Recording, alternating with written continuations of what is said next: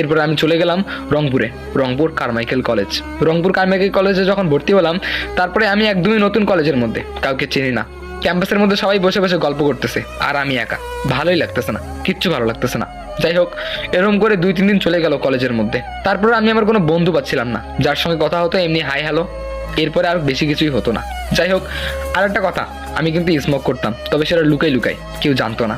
তবে ক্যাম্পাসের বাইরে একটা চায়ের দোকান ছিল, সেই চায়ের দোকানে গেলাম স্মোক করার জন্য। তারপরে আমি চায়ের দোকানে গিয়ে ঢুকলাম যে স্মোক করব। যখন আমি সিগারেটটা হাতে নিলাম, সিগারেটটা হাতে নিয়ে যখন আমি জ্বালিয়ে ফেললাম সিগারেটটা, তখন দেখতে পেলাম আমার পাশে বেঞ্চের মধ্যে 3জন ছেলে বসে আছে।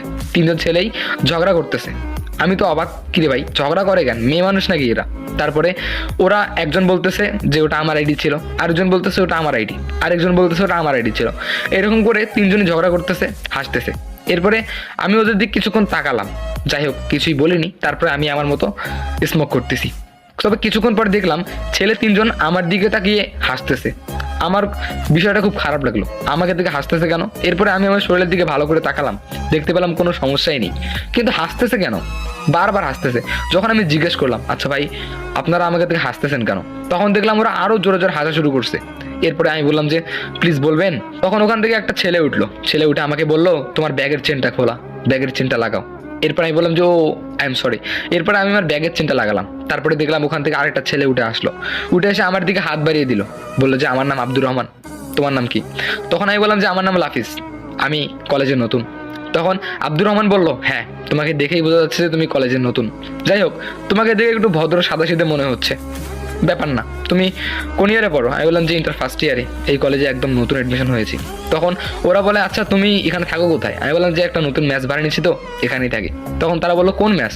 আমি বললাম যে এই তো ক্যাম্পাসের পাশেই যে 4তলা ম্যাচটা আছে ওখানেই। মানে তুমি ওখানে কেন উঠলা? আমাদের ম্যাচ চলে আসো, আমরা ওখানেই থাকি, আর আমরাও কিন্তু ইন্টার ফার্স্ট ইয়ারেই পড়ি। আমি বললাম যে তাই নাকি? তবে তোমাদেরকে যে আমি কলেজে দেখলাম না।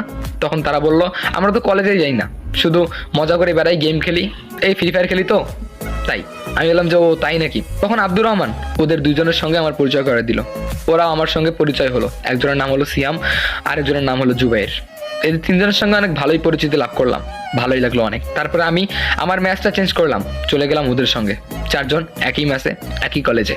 আস্তে আস্তে আমাদের 4জনের অনেক ভালো একটা ফ্রেন্ডশিপ তৈরি হলো, 4জন একদম সেই রকম।